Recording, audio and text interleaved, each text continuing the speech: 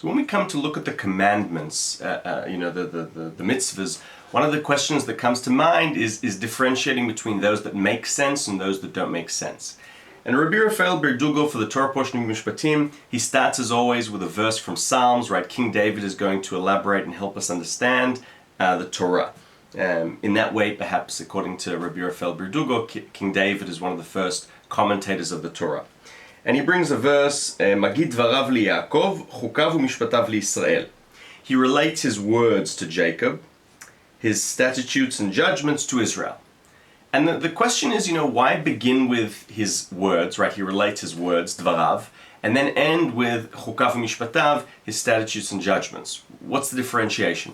And Rabbi Raphael says, from this we understand that what came first? What came first is the Ten Commandments, the dvarim, right? These are the words.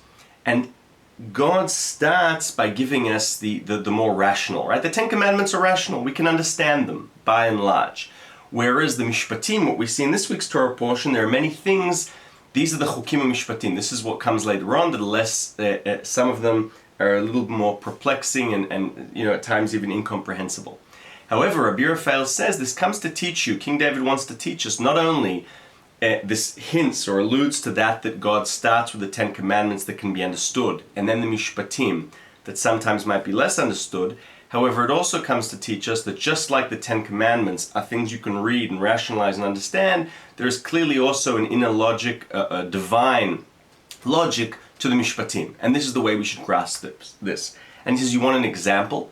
The first mitzvah that we're discussing here is Ki tikneh v'divri, right? In the event that you shall acquire a Hebrew slave. And Rabbi Raphael says, he starts with this mitzvah because it really is the most difficult for man to comprehend.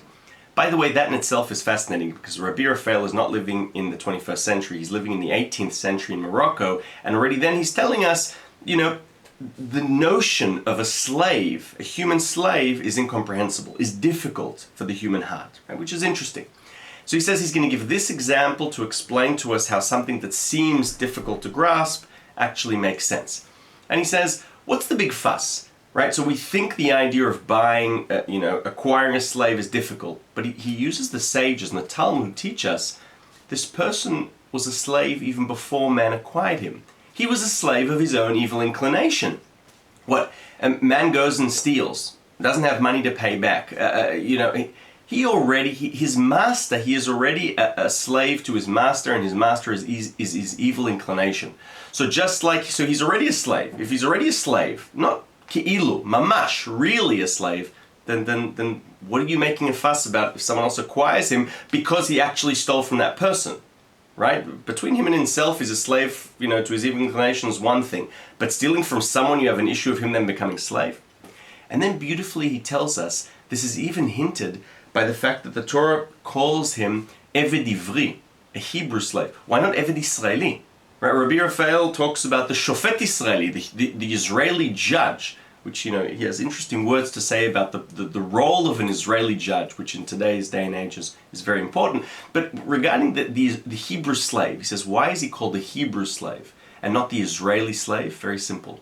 Because there is even a hint by the word Hebrew, Ever, Avar, that he already crossed over to the other side. He's already committed, right? Avar Averot, he has committed sins one after the other, because he's already a slave to his evil inclination. So this is just one little bit from this gorgeous Torah portion from Rabbi Raphael Birdugo about the rational and what seems to be less rational commandments in the Torah portion of Mishpatim. Shabbat Shalom and Chodesh Tov.